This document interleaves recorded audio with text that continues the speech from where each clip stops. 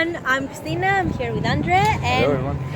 we are at McGill University, and we are both TAing this summer, so we're teaching assistants in a summer school. And we're going to walk you through this video with the activities that we do.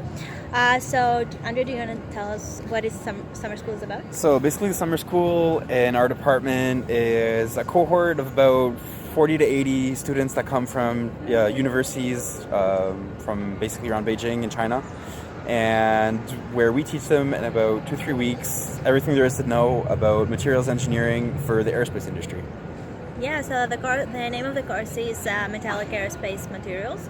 So we do a little bit of sample preparation, then we check the samples under optical microscope, scanning electron microscope, and we also do heat treatment. So this summer we did heat treatments, and mechanical testing. We do torsion and compression.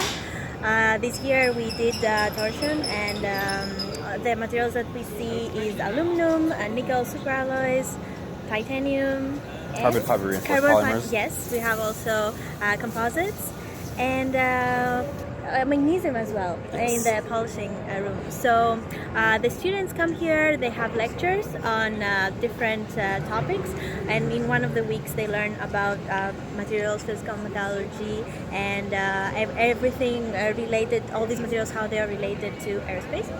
And then they have labs, so we are teaching assistants in the labs, and that's what this video is for.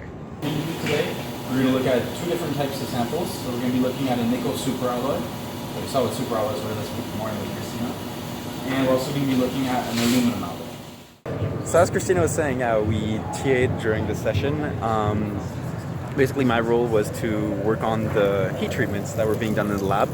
So basically heating up metals to very high temperatures, quenching them, and then observing the change in microstructural properties, more so the mechanical properties actually.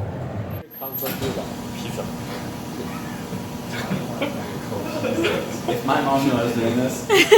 And Christina, what were you doing?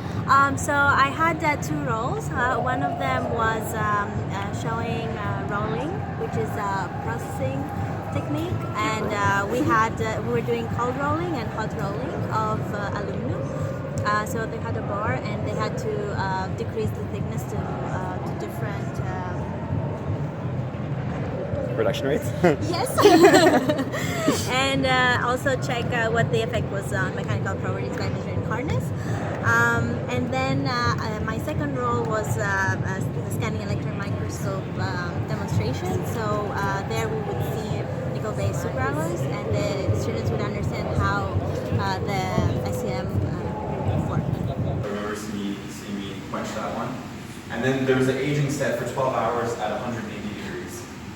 So now we're going to look at the hardness of the sample after the aging and compare it to the sample before we did the transformation. And we're going to try and see how the hardness changed. So I'll go over here. Sandra, how was your experience as a TA? As a TA, the experience was great. You always learn a lot about yourself, about how you explain a course. And it's funny because we explained the same thing probably like 8 times to like 8 different groups. So it was great to see how you yourself progresses in explaining and helping people understand what you're trying to explain to them. In this given circumstance of the summer school, it's even more interesting because a lot of the students, as you said, are from China, so English is not their native tongue, so it takes some time to adapt to be sure that they understand things the way you want them to understand them, of course, they explain well. And also the cultural exchanges are really interesting because, well, you spend 2 intensive weeks with the same people, so you get to know them quite well. And some of them are very willing to learn more about the North American culture, and in return, it's great to learn so much about what goes on in China as well, and to be able to have this kind of exchange and contacts that you build afterwards. How about you? How was your experience? I really liked it. It was my second year, so I find that this year I had a little bit more experience, like you said, explaining things. And this year I had even more responsibilities, so I included new material. I got to design what I'm going to talk about in the labs, which was really nice.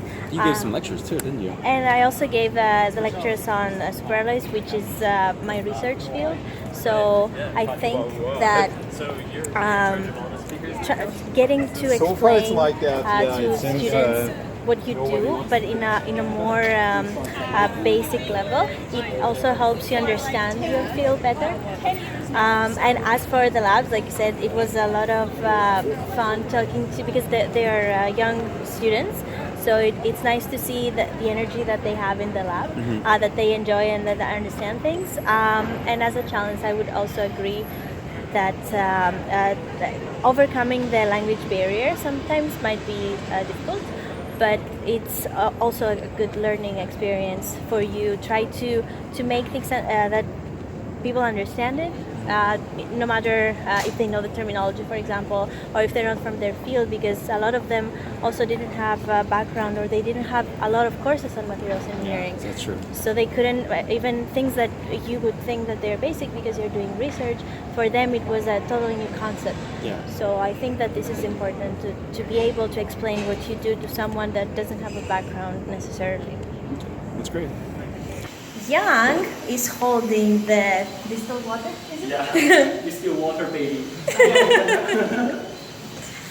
Excellent. So what do we need that for? Yeah, for polishing, for those thirsty students to drink. Oh, to drink. That's Yeah. cool. Mission accomplished.